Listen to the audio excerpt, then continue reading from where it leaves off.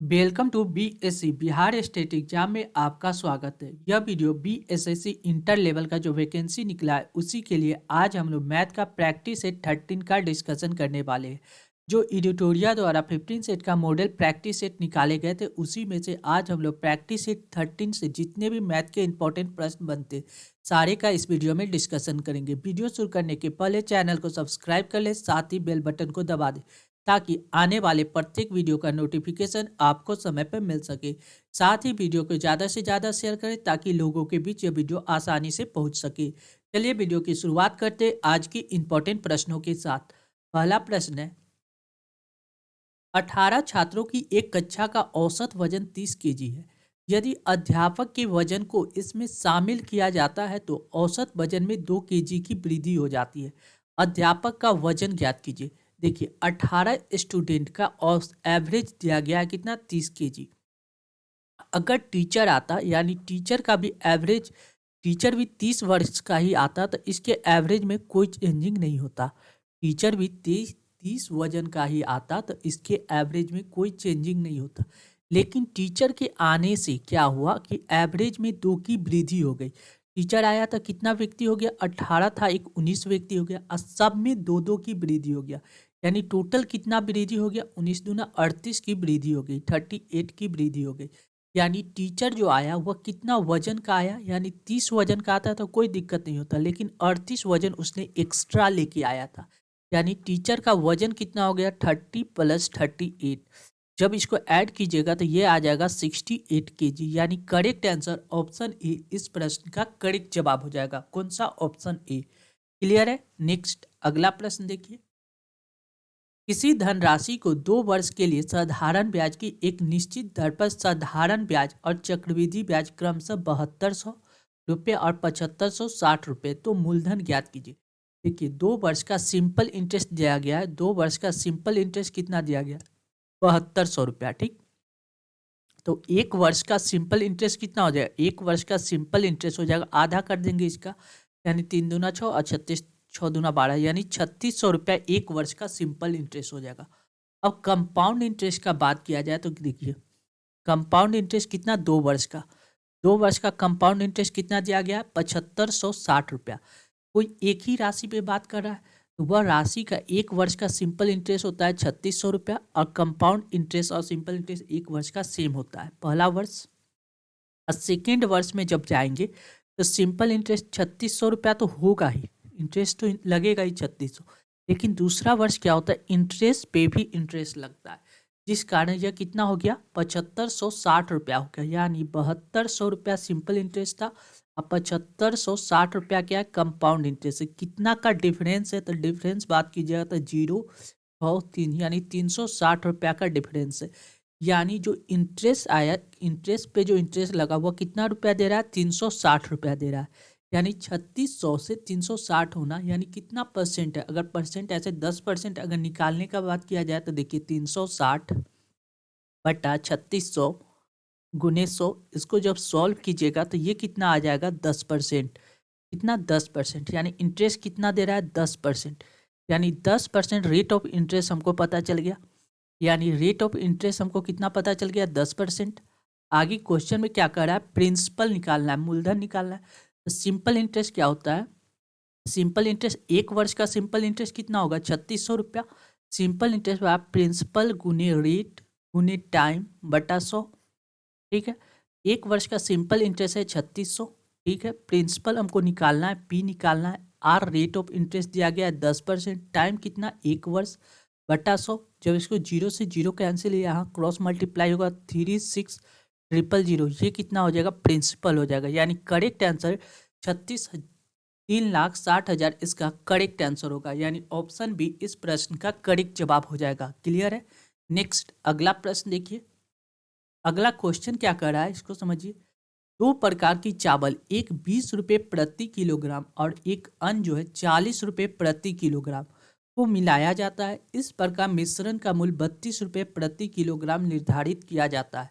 वह अनुपात ज्ञात करें जिस अनुपात में दोनों को मिलाया गया है। देखिए 20 रुपया वाला और कितना, 40 रुपया वाला को मिलाया गया, और जब मिश्रण को मिलाया तो इसका मूल्य कितना हो गया, 32 रुपया। जो मूल्य हो गया उसको बीच में रखेंगे, एलिगेशन लगाएंगे, जब इनका डिफरेंस करेंगे 20 और 32 का डिफरेंस कितना होता है 12, और 40 और 32 का डिफरेंस हो जाएगा 8। जब इसको सॉल्व कीजिएगा तो 4 से काट दीजिएगा, 4 दूना 8, 4 तेईस 12, यानी 2:3 इसका करेक्ट आंसर होगा, यानी ऑप्शन सी इस प्रश्न का करेक्ट जवाब हो जाएगा।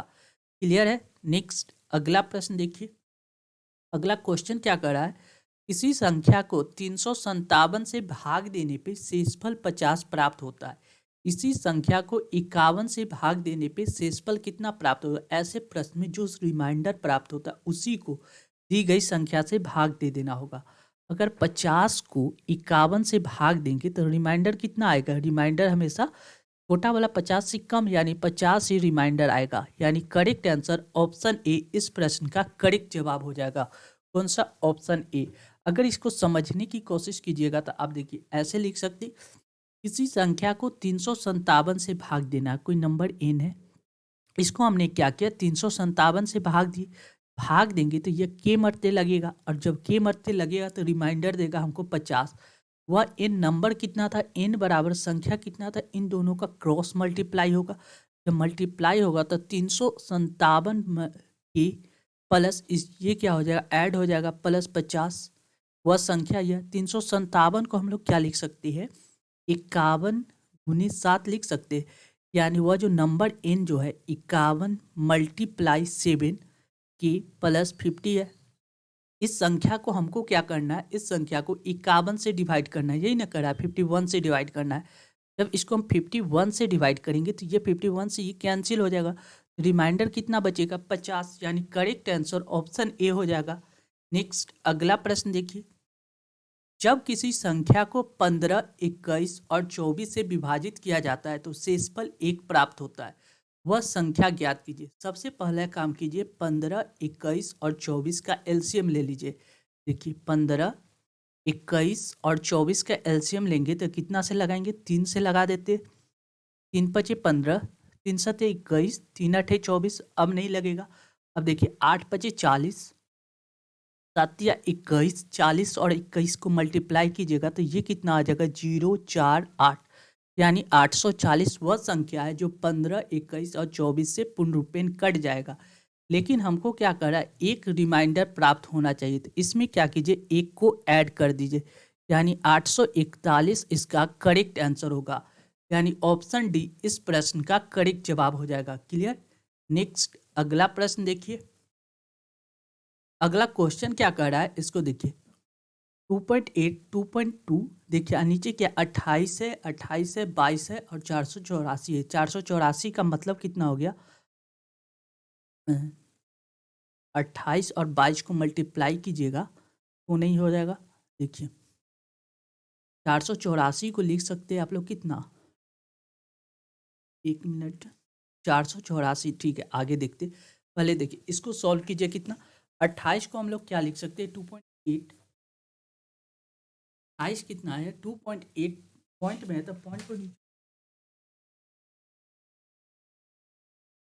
देखिए इसको कैसे सॉल्व करेंगे, इसको आसानी से देखिए।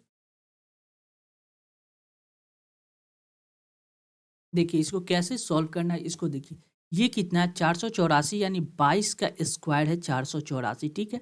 अब देखिए इस बात को हम लिख सकते ऊपर सॉल्व करें, ये वाला बात को हम लोग सॉल्व करें, 2.8 को हम लिख सकते 28/10 इसका होल क्यूब, प्लस 2.2 को लिख सकते 22/10 का होल क्यूब, ठीक है। नीचे जो दिया गया है उसको हम सेम टू सेम वही डिजिट उतार देते हैं, कितना 28 का स्क्वायर माइनस 28 × 22 प्लस 22 का स्क्वायर, 22 का स्क्वायर कितना है 484, ठीक है। अब देखिए 1/10 का क्यू यहाँ भी है, 1/10 का क्यू यहाँ भी है। हमने क्या किया 1/10 का क्यू को कॉमन ले लिए, 1/10 का क्यू कॉमन ले लिए।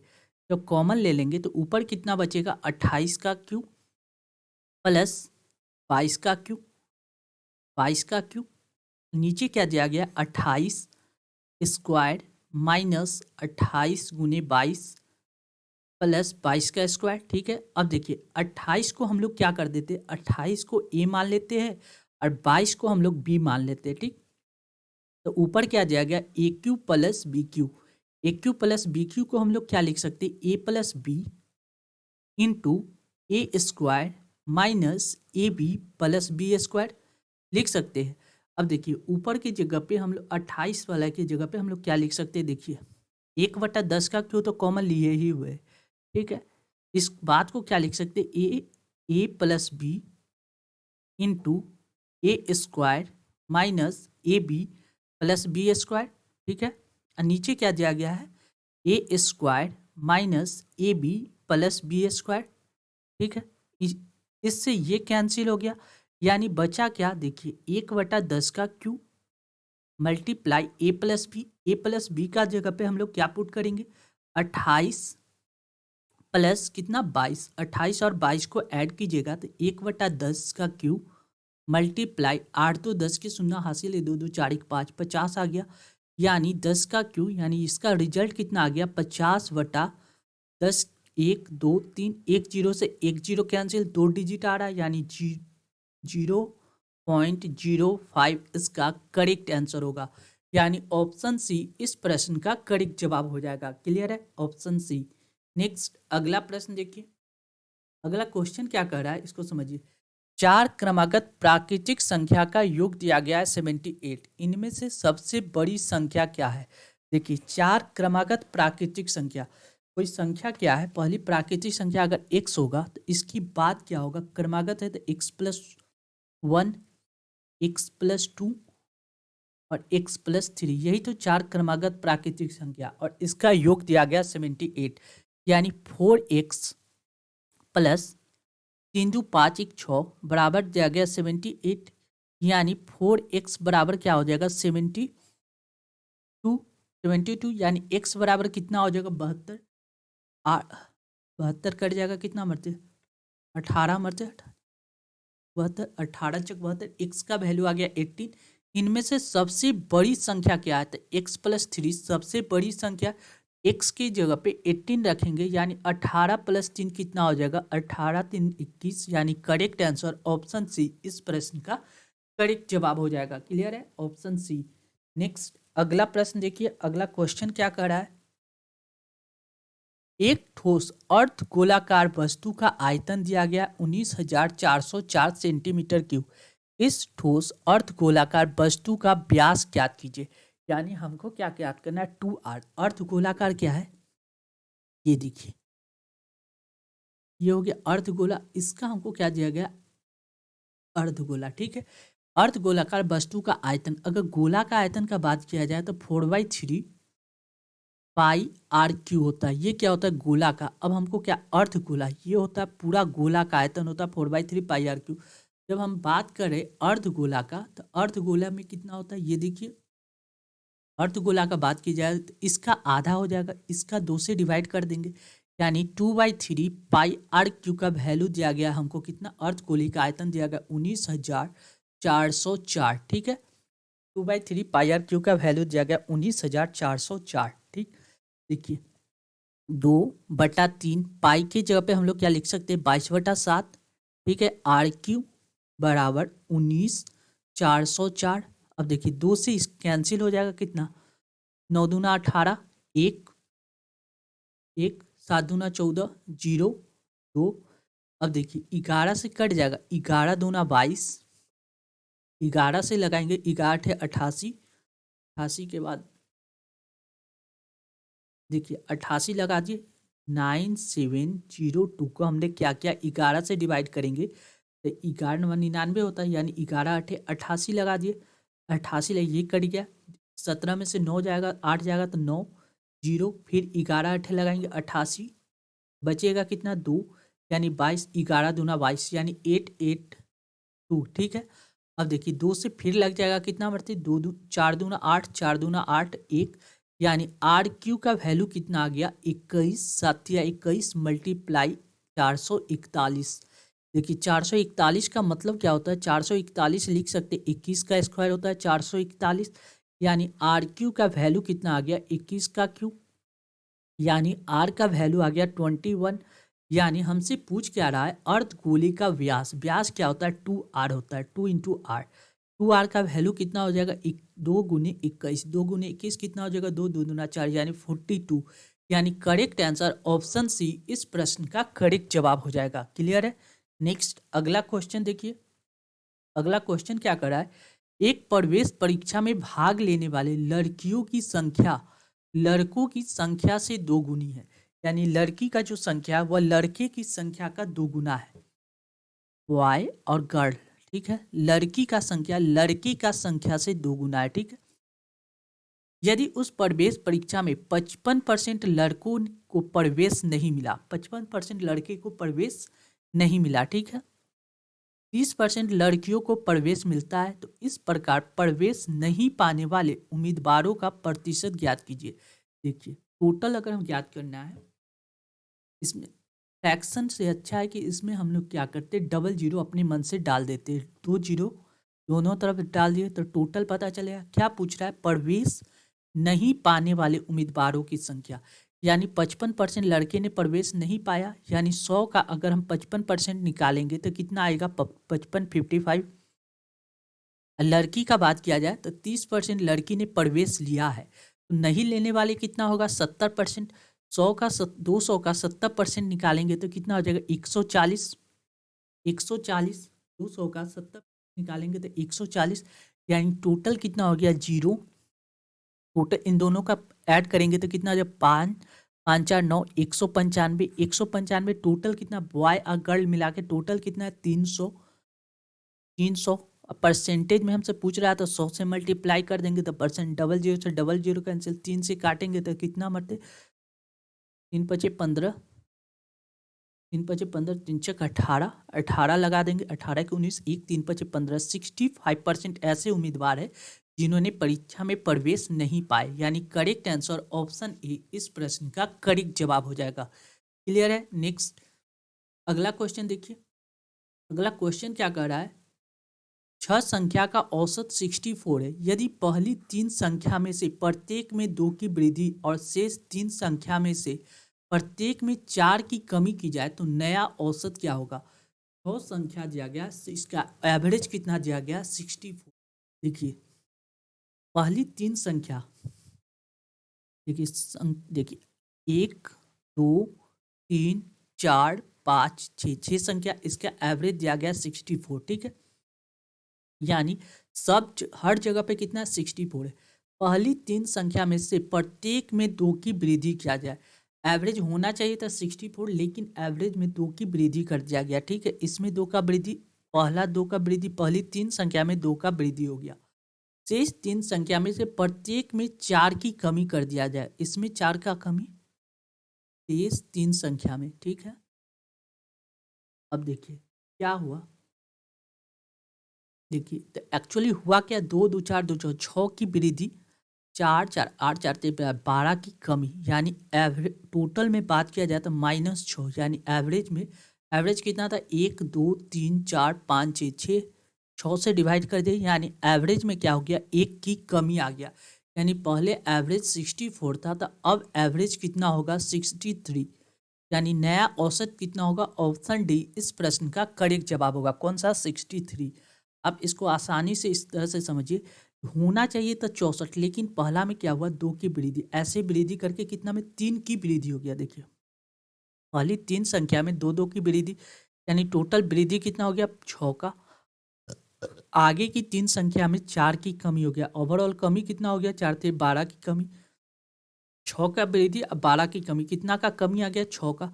6 का कमी, यानी टोटल संख्या कितना था, 3 और 3 6, यानी एवरेज में कितना का कमी आ जाएगा, 6 से डिवाइड कर देंगे, यानी एवरेज में 1 की कमी आ जाएगा। यानी करेक्ट आंसर ऑप्शन डी इस प्रश्न का करेक्ट जवाब हो गया। नेक्स्ट अगला प्रश्न देखिए। एक व्यक्ति 2130 रुपये को अपने 3 बेटे के बीच बीच एक निश्चित अनुपात में बांटता है, जिसमें जिसके अंतर्गत पहले और दूसरी का अनुपात, पहला और दूसरा का अनुपात 3 बेटे में बांट रहा है, 1 2 और 1, तीनों जो है बेटे का अनुपात दिया गया। क्वेश्चन में क्या कर रहा है, पहला और दूसरा का अनुपात दिया गया 5 और 3। ठीक है, पहले भाग और तीसरे भाग का अनुपात दिया गया 5 और 7। ठीक है, यानी ओवरऑल रेशियो का बात किया जाए तो 5 हो गया, 3 हो गया और 7 हो गया। ठीक, ओवरऑल रेशियो कितना निकल गया, 5 3 7। तीनों बेटों को प्राप्त राशि ज्ञात कीजिए। देखिए आप इस क्वेश्चन को डायरेक्ट यहाँ से भी सोल्व कर सकते, यानी पहला जिसका भाग होगा वह क्या होगा, 5 का मल्टीपल होगा। क्या होगा, 5 का मल्टीपल। यानी ये तो 5 का मल्टीपल नहीं है, ये नहीं होगा। ये 5 का मल्टीपल नहीं है, ये नहीं होगा। या तो ऑप्शन सी होगा या ऑप्शन डी होगा। अब देखिए तीसरा बात किया जाए, दूसरा बच्चे की बात किया, वह 3 का मल्टीपल होगा। 3 का फैक्टर क्या होता है, जिसका सम 3 से कट जाए।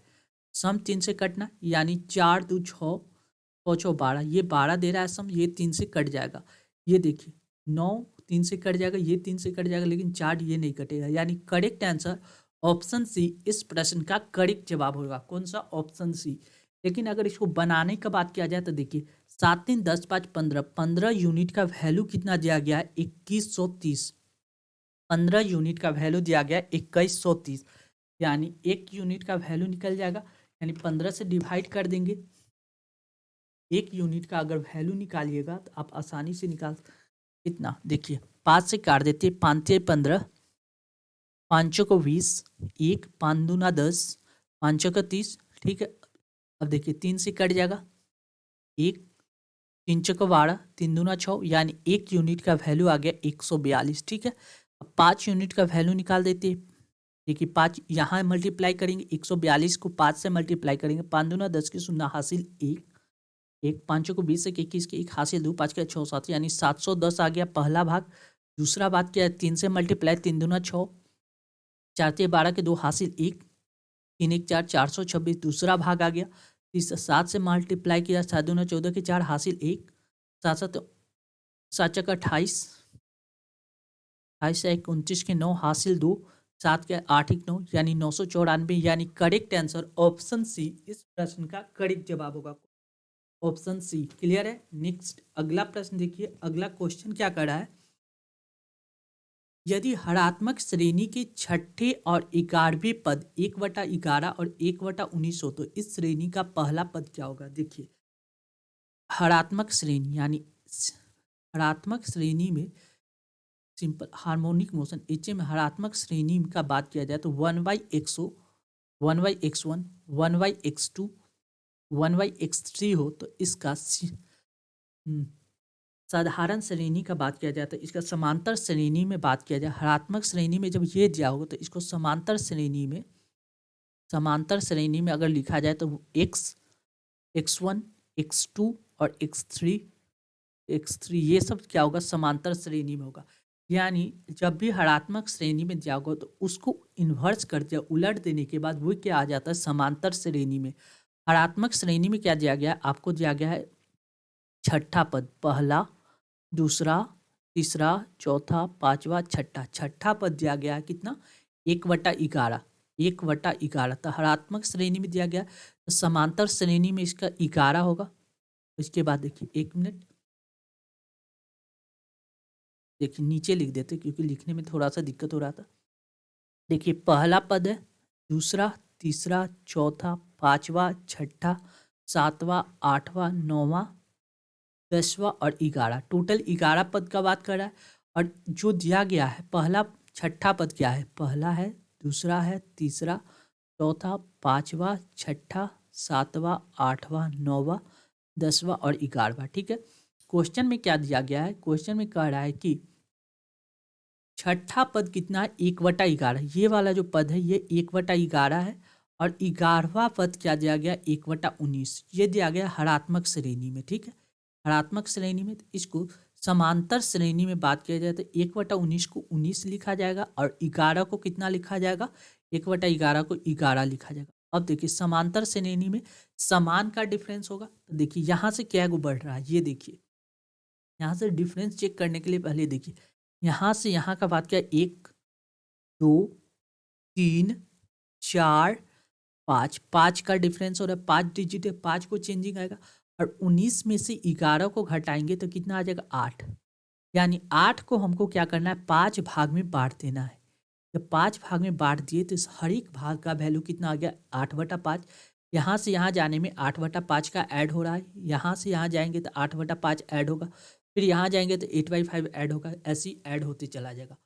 पूछ क्या रहा है, पहला पद क्या होगा, तो पहला पद आने यानी इधर आना है, इधर क्या होगा, घटेगा। देखिए 1 2 3 4 और यहाँ से यहाँ गया तो 5, यानी पांचवा पद से मल्टीप्लाई करना होगा।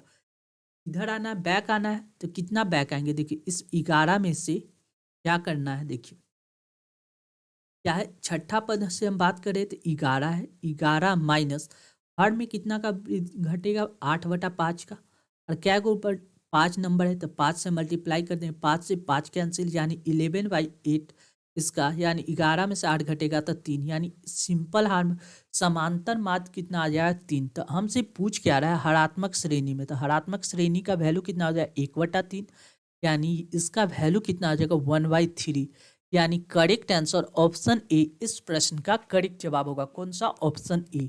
क्लियर है? नेक्स्ट अगला प्रश्न देखिए, किसी वस्तु का विक्रय मूल्य और अंकित मूल्य के बीच अनुपात 3:7 है, छूट का प्रतिशत ज्ञात कीजिए। देखिए क्या करा, विक्रय मूल्य और अंकित मूल्य, विक्रय मूल्य और अंकित मूल्य, ठीक है। अंकित विक्रय मूल्य दिया गया 3 और अंकित मूल्य दिया गया 7 रुपया अंकित और बेच रहा है 3 रुपया में, कितना का छूट दे रहा है, 4 रुपया का। यह छूट किस पे दिया जा रहा है, अंकित मूल्य पे, यानी 4 का डिफरेंस किस पे, 7 पे गुने 100, यानी छूट परसेंट निकल गया 4/100। साथ जब इसको सॉल्व कीजिएगा तो ये कितना आ जाएगा, देखिए 400 डिवाइड बाई 7, 7 लगाएंगे तो 35 आ जाएगा, यानी बचेगा कितना, 5, 7×7 = 49, 49, एक पॉइंट देके 0, 7 × 7, 7×3 = 10, 7 लगाएंगे तो रिजल्ट में कितना बचेगा, 3, 7 × 28, 4 में लगाएंगे तो 28, यानी 57.14% इसका करेक्ट आंसर होगा, यानी ऑप्शन सी इस प्रश्न का करेक्ट जवाब हो जाएगा। क्लियर है? नेक्स्ट अगला प्रश्न देखिए, अगला क्वेश्चन क्या कर रहा है, यदि किसी वस्तु का लागत मूल्य उसके विक्रय मूल्य का 75% हो तो लाभ परसेंट ज्ञात कीजिए। देखिए कोई वस्तु है उसका लागत मूल्य यानी कॉस्ट प्राइस उसका विक्रय मूल्य यानी सेलिंग प्राइस का कितना है, 75%। 75% का फ्रैक्शन वैल्यू होता है 25 से 75, 25 चौका 100, यानी 3/4, यानी कॉस्ट प्राइस बटा सेलिंग प्राइस लिख सकते हैं कितना, 3 रुपया का सामान खरीदे बेच रहे 4 रुपया में, प्रॉफिट हो रहा है कितना, एक का प्रॉफिट किस पे, 3 पे गुने 100, यानी एक, ये कितना हो जाएगा, 33.33%, यानी करेक्ट आंसर ऑप्शन ए इसका करेक्ट जवाब हो जाएगा। क्लियर है? नेक्स्ट अगला प्रश्न देखिए, यदि इतना बराबर इतना दिया हो तो x का मान ज्ञात कीजिए। तो हमको क्या करना है, सिंप्लीफाई करना है। तो देखिए इस 3 को हमको क्या कर सकते हैं, डिवाइड कर सकते हैं 27 से, यानी x - y बराबर कितना हो जाएगा, 3 × 27 = 9। देखिए इस 3 को इससे डिवाइड कर सकते हैं, यानी x + y बराबर कितना हो जाएगा, 3 × 8 = 24, यानी 81। जब इसको ऐड करेंगे तो कितना हो जाएगा, 2x बराबर कितना हो जाएगा, 90, यानी x बराबर कितना आ जाएगा, 45। हमसे पूछ क्या रहा है, x का मान ज्ञात कीजिए, यही पूछ रहा है, यानी करेक्ट आंसर ऑप्शन सी इस प्रश्न का करेक्ट जवाब हो जाएगा। क्लियर? नेक्स्ट अगला प्रश्न देखिए, क्या कर रहा है, 2 की पावर x बराबर 3 की पावर y, 2 की पावर x बराबर 3 की पावर y बराबर 6 की पावर -z। तो इसको सिंप्लीफाई करके 1/x + 1/y + 1/z का मान ज्ञात कीजिए। देखिए आप क्या कर सकते हैं, इस बात को लिख सकते हैं, 2 की पावर x बराबर 3 के पावर y बराबर 6 के पावर -z। इसको हम लोग ने k मान लेते, कोई कांस्टेंट मान लिए k, यानी k मानने का मतलब हो गया 2 बराबर क्या लिख सकते हैं, k के पावर 1/x। 3 बराबर हम लोग क्या लिख सकते हैं, देखिए 3 बराबर हम लोग क्या लिख सकते हैं, k के पावर 1/y, और 6 बराबर क्या लिख सकते हैं, 6 बराबर लिख सकते हैं k के पावर -z है तो माइनस वो z, 1/z -1/z। ठीक है, अब क्वेश्चन में क्या करा है, इसको सॉल्व करना। देखिए इन दोनों का मल्टीपल, देखिए इन दोनों का मल्टीपल इसके बराबर है, 6 के बराबर है, यानी हम लोग लिख सकते हैं कि 2 × 3 बराबर 6 तो लिखा जाता है ना, तो 2 की जगह पे लिख सकते हैं k के पावर 1/x मल्टीप्लाई k के पावर 1/y बराबर k के पावर -1/z। ठीक है, जब इसको ऐड कीजिएगा तो गुना कीजिएगा तो बेस सेम होते पावर जुड़ जाएगा, तो 1/x + 1/y बराबर k के पावर -1/z। देखिए बेस सेम होने पे पावर बराबर हो जाता है, यानी हम लिख सकते हैं इसको कितना, 1/x प्लस 1/y बराबर -1/z। ये माइनस है तो इधर आ जाएगा प्लस में, तो 1/x प्लस 1/y, ये माइनस है तो इधर आ जाएगा प्लस में, तो 1/z बराबर कितना, 0। यही हमसे पूछ रहा है, इसी का वैल्यू पूछ रहा है, ये यहाँ पे आ गया, यानी करेक्ट आंसर ऑप्शन ए इस प्रश्न का करेक्ट जवाब होगा। कौन सा, ऑप्शन ए। क्लियर है। नेक्स्ट अगला प्रश्न देखिए, एक छोटे थैले में 1 रुपये, 2 रुपये, 5 रुपये और 10 रुपये के एक एक सिक्के हैं। ठीक है, दो सिक्के को कितने तरीके से निकाला जा सकता है। ठीक है, यदि प्रत्येक स्थिति में धनराशि 10 रुपये से कम प्राप्त हो। हमको क्या कर रहा है, दिया क्या हुआ, यह देखिए 1 रुपया का सिक्का दिया गया है और दिया गया 2 रुपया का सिक्का, फिर 5 रुपया का सिक्का और 10 रुपया का सिक्का। हमसे पूछ रहा है दो सिक्का निकालना है, तो दो सिक्का कैसे कैसे निकल सकता है, यह देखिए। या तो एक बार में 1 रुपया का सिक्का निकले, 1 रुपया और 2 रुपया का सिक्का निकलेगा, या तो 1 रुपया और 5 रुपया का सिक्का निकल सकता है, या 1 रुपया और 10 रुपया का सिक्का निकल सकता है एक बार में। ठीक है, 2 रुपया और 1 रुपया का तो निकल ही जाएगा, 2 रुपया और 5 रुपया का एक बार निकाल सकते, या 2 रुपया और 10 रुपया का निकाल सकते, और 5 रुपया और 10 रुपया का एक बार सिक्का निकाल सकते हैं। यानी टोटल कितने तरीका क्या को सिक्का निकल सकता है, यह देखिए 1 2 3 4 5 6, टोटल सिक्के की संख्या, निकालने वाले सिक्के की संख्या 6 है। लेकिन क्वेश्चन में हमसे क्या पूछ रहा है कि प्रत्येक स्थिति में धन राशि 10 से कम होना चाहिए। यानी ये वाला 10 का तो हमको ज़रूरत है ही नहीं, क्योंकि 10 जब भी लेंगे तो जो भी राशि होगा वो 10 से ज़्यादा हो जाएगा, यानी ये वाला ऑप्शन गलत हो जाएगा। यानी हम क्या क्या लिख सकते, 1 और 2 का ये वाला कम्बिनेशन ले सकते, यानी 1 और 2 का। दूसरा ले सकते 1 और 5 का, 1 और 5 का ले सकते, और तीसरा क्या ले सकते, 2 और 5 का, 2 और 5 का। यानी टोटल कम्बिनेशन कितना है, 1 2 और 3, टोटल कम्बिनेशन 3 ही है। यानी करेक्ट आंसर ऑप्शन ए इस प्रश्न का करेक्ट जवाब होगा। कौन सा, ऑप्शन ए, क्योंकि हम लोग केवल 3 ही कम्बिनेशन ऐसा लिया जा सकता है जिसकी धनराशि का योग कितना हो, 10 से कम होगा। क्लियर है। नेक्स्ट अगला प्रश्न देखिए, अगला क्वेश्चन क्या कर रहा है, एक कस्बे की जनसंख्या 9600 हो, यदि प्रत्येक पुरुष में 10% और महिला में 16% की वृद्धि होती है तो जनसंख्या 10,800 हो जाता है। तो कस्बे में पुरुष की जनसंख्या क्या है, देखिए पहले कस्बे की जनसंख्या कितना था, 9600, अब कितना हो जाता है, 10,800। यानी कितना का वृद्धि हो गया, यानी चेंज, वृद्धि परसेंटेज चेंज यहाँ से निकाल सकते हैं, क्योंकि 00 से 00 कैंसिल हो जाएगा।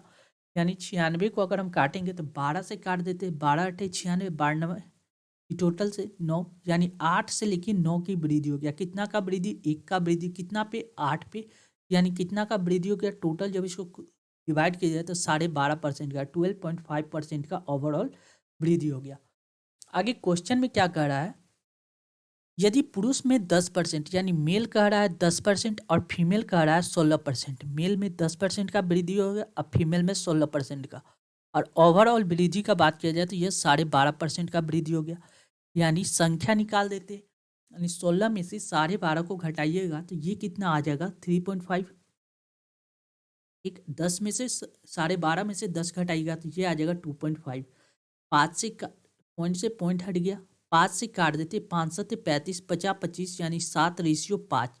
यानी यह संख्या किसका, मेल की संख्या 7 है और फीमेल की संख्या 5 है। टोटल जनसंख्या कितना है, 9600, यानी 7 3 10 2 12, 12 यूनिट का वैल्यू दिया गया 9600।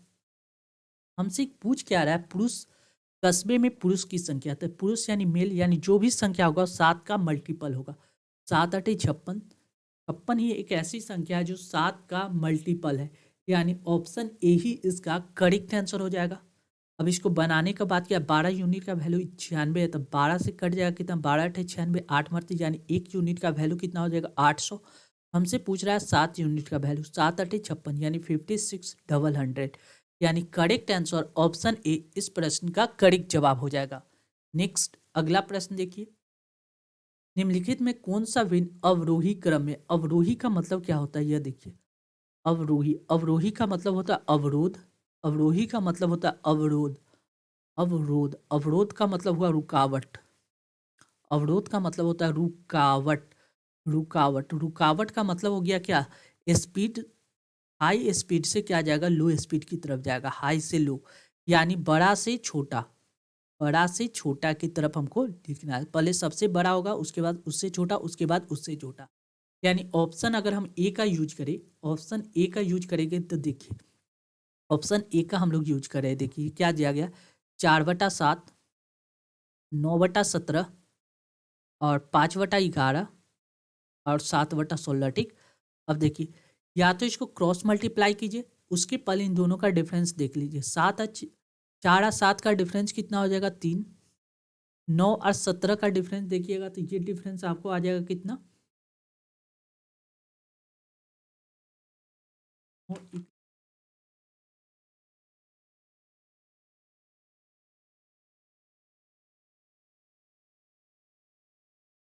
इसका डिफरेंस हो जाएगा 8। देखिए, इसको बनाने के लिए 9 और 17 का डिफरेंस हो जाएगा 8। 8 और 11, 5 और 11 का डिफरेंस देखिएगा तो ये हो जाएगा 6। 7 और 16 का डिफरेंस देखिएगा तो ये हो जाएगा आपको 9। देखिए, अभी तो देखने से पता चला कि कोई भी कॉम्बिनेशन हमको समझ में नहीं आ रहा है। आप क्या कीजिए, जो डिफरेंस लिए गए उसका एलसीएम ले लीजिए। 3, 8, 6 और 9 का एलसीएम ले लीजिए। 3, 8, 6, 9 का एलसीएम लेंगे तो देखिए कितना, और 3 से लगाएंगे 1, 8, 3 दूना 6, 3 तिया 9। अब देखिए 2 से लगा देते हैं, 2, 2 चौका 8, 1, 3। अब देखिए 3 दूना 6, 6 4 के 24, 24, 24 तिया हो गया, 4 तिया 12 के 2, 3 6 1 7 72, 72। अब देखिए 3 में कितना से मल्टीप्लाई करेंगे कि 72 आ जाए? तो 3 को 24 से मल्टीप्लाई कीजिएगा तो 72 आ जाएगा, यानी 4 को आप 24 से मल्टीप्लाई कर दीजिए। 24 से ऊपर नीचे मल्टीप्लाई करेंगे, 4 में 24 से मल्टीप्लाई किया। अब देखिए 8 में कितना से मल्टीप्लाई करेंगे कि 72 आ जाए? देखिए टोटल एलसीएम कितना आ गया? 72। यानी 3 में कितना से मल्टीप्लाई करेंगे कि 72 आ जाए? तो 24 से। 8 में कितना से मल्टीप्लाई करेंगे कि 72 आ जाए? 8 नमा 72, 9 से। 6 में कितना से मल्टीप्लाई करेंगे कि 72 आ जाए? तो 12 से, ठीक है। और 9 में 9 8 72, 8 से। अब देखिए कुछ नहीं करना है, देखिए 24 में 4 से जब मल्टीप्लाई कीजिएगा तो यह 24 चौका 96, 96। 9 में 9 से मल्टीप्लाई होगा तो 9 9 में 81। 12 में 5 से मल्टीप्लाई होगा तो 12 25 60। 8 में जब 9, 7 में 8 से मल्टीप्लाई होगा तो कितना? 7 8 56। यानी सबसे बड़ा कितना? ये, उसके बाद ये, उसके बाद ये, उसके बाद ये। यानी करेक्ट आंसर ऑप्शन ए ही ऐसा है जो उसको अच्छी तरह से क्या है, अरेंज किया हुआ है। यानी करेक्ट आंसर ऑप्शन ए हो जाएगा। क्लियर है? नेक्स्ट अगला प्रश्न देखिए, 100 मीटर लंबी ट्रेन 72 किलोमीटर प्रति घंटा की गति से चलती हुई 18 सेकेंड में एक पुल को पार कर जाती है। पुल की लंबाई ज्ञात कीजिए। 100 मीटर लंबी ट्रेन है, पुल की लंबाई एल है, और समय बड़ा क्या? तो दूरी बटा चाल। 72 किलोमीटर प्रति घंटा के स्पीड से चल रहा है, यानी किलोमीटर प्रति घंटा को मीटर पर सेकेंड में बदलने के लिए क्या करेंगे? 5/18 से मल्टीप्लाई करेंगे, ठीक है। और ये कितना आ जाएगा? 18 सेकेंड। ये हम क्या किए हैं, ये देखिए, समय बराबर क्या होता है? समय बराबर होता क्या है? दूरी बटा चाल। दूरी बटा चाल, इसी का हमने यहाँ पे यूज किया। दूरी कितना आ गया? जब कोई ट्रेन किसी पुल को पार करता है तो उसको अपना लंबाई तो चलना ही पड़ता है, साथ ही उस जो लंबाई का पुल है उसको भी ऐड करना पड़ता है। यानी दोनों का लंबाई का ऐड हो गया, यह हो गया स्पीड हो गया, बराबर टाइम हो गया। जब इसको सॉल्व कीजिएगा तो ये देखिए 100 प्लस एल बराबर कितना? 18 मल्टीप्लाई 72 मल्टीप्लाई 5/18, 18 से 18 कट गया, यानी 100 प्लस एल बराबर कितना हो गया? 5 दूना 10 के शून्य हासिल 1, 7 पचे 35, 1 36, 360। यानी एल बराबर कितना हो गया? 360 में से 100 को जब घटाइएगा तो कितना आ जाएगा? 260। यानी करेक्ट आंसर ऑप्शन डी इस प्रश्न का करेक्ट जवाब होगा। कौन सा? Option D. क्लियर है? नेक्स्ट अगला प्रश्न देखिए, नीचे दी गई समांतर श्रेणी श्रृंखला पर विचार कीजिए और इसका 20वां पद क्या होगा? देखिए 7 है, 12 है और 17 है, ठीक है। ऐसी करते करते इसका 20वां पद क्या होगा? देखिए कितना का वृद्धि हुआ है, इसको देखिए कितना का वृद्धि हुआ है। 7 3 10 दोबारा, यानी 5 का वृद्धि, इसमें कितना का वृद्धि हुआ, इसका भी 5 का वृद्धि, समांतर से नियम। अब देखिए कैसे वृद्धि हुआ, यह देखिए पहला पद से दूसरा पद जाने में हम क्या कर सकते हैं, पहला पद फर्स्ट पद गुने पहला पद 7 है गुने 1 प्लस 5 किए हैं, यानी दूसरा पद में। और तीसरा पद में जब जाना था इसमें हम क्या किए, तीसरा पद में 7 पहला पद गुने 2 प्लस 5, 7 दूना 10, 7 दूना 14, 14 अब 5 कितना आ गया 17, यानी जमा पद है उससे एक कम। अब हमसे पूछ रहा है पहला पद 7 हो गया, हमसे क्वेश्चन में कोई पूछ के आ रहा है 20वां पद, तो 20वां से एक कम कितना होगा 19, 19 से मल्टीप्लाई करके हमको क्या करना है 5 को ऐड कर देना है। ठीक है, 19 सते कितना हो जाएगा, 19 को जब 7 से मल्टीप्लाई कीजिएगा तो ये हो जाएगा 19 सते 25।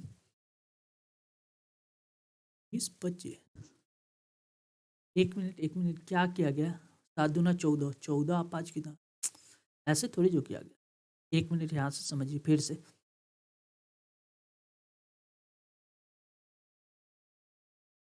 देखिए डिफरेंस कितना आ गया, 5 का डिफरेंस आ गया। ठीक है, अब देखिए पहला पद से दूसरा पद जाने में क्या किया गया है, पहला पद तो 7 है ही, इसमें हमने क्या किया, ये पद कितना है दूसरा पद है, इसमें एक दूसरा पद है तो उससे एक कम, डिफरेंस कितना है 5 का डिफरेंस है। और ये कैमा पद है दूसरा पद है, दूसरा पद है तो एक कम का मल्टीप्लाई किए तो 7 प्लस 5 गुने 1 कितना हो गया 12। अब तीसरा पद, यहाँ तीसरा पद है, इसमें जाने के लिए जो है पहला पद प्लस डिफरेंस कितना है 5, यह तीसरा पद है तो तीसरा में से एक कम कितना हो गया 2, यानी 5 दूना 10, 10 और 7 17 हो गया।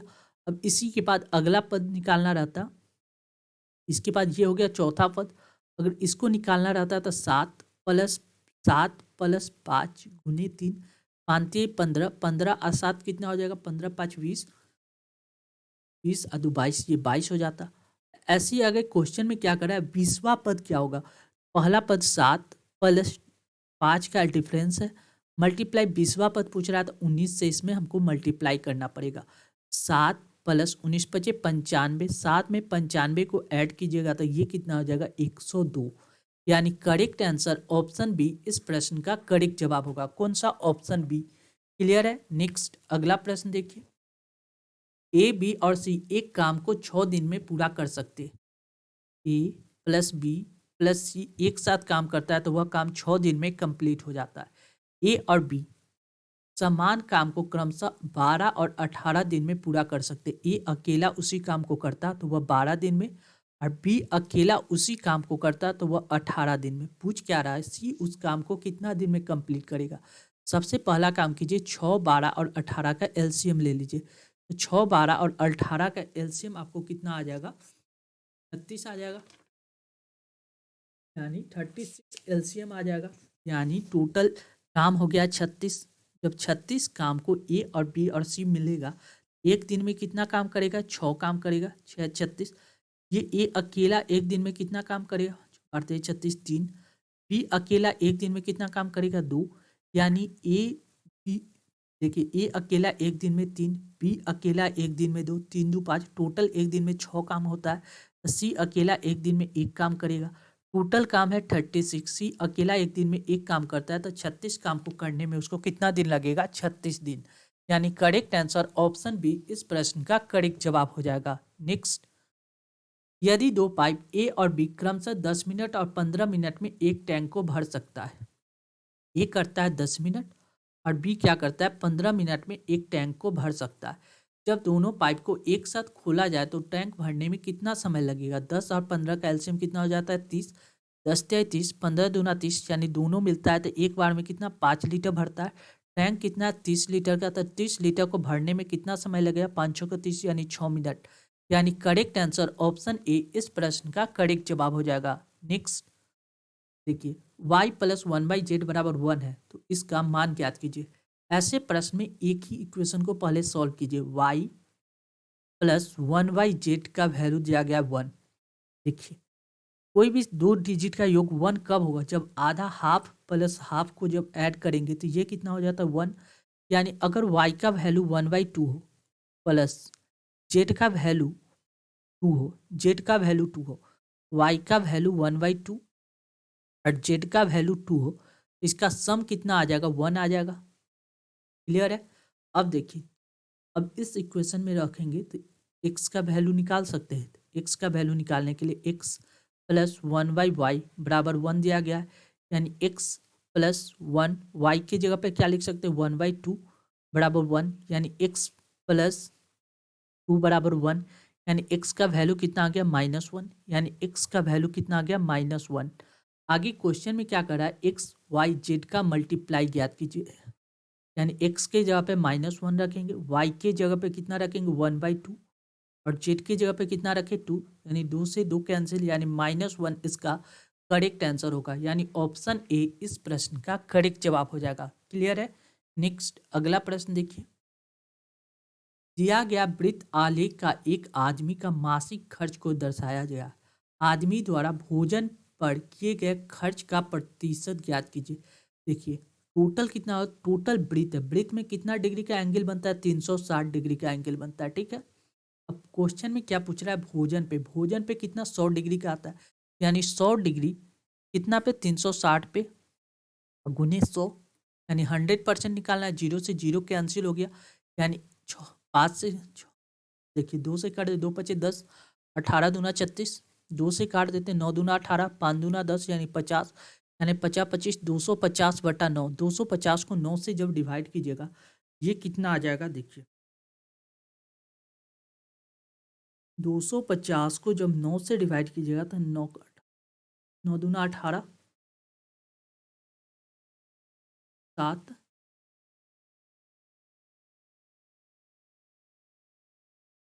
कितना आ जाएगा, 7 मतलब 2 मरते लगाएंगे, अब 7 मतलब 9 सत्ते 63, यानी 6 पर 3, यानी बचा कितना 7, यानी पॉइंट देके 0 बैठाएंगे, यानी 963, फिर बचेगा 7, यानी 27.77 इसका करेक्ट आंसर होगा, यानी ऑप्शन ए इस प्रश्न का करेक्ट जवाब हो जाएगा। इसमें ये जो डिजिट है 1000 रुपये, इसकी कोई ज़रूरत ही नहीं पड़ेगी, क्योंकि हमको क्या पूछना है, परसेंटेज पूछ रहा है, जब परसेंटेज में एक्चुअल वैल्यू का कोई मतलब नहीं होता है। क्लियर है।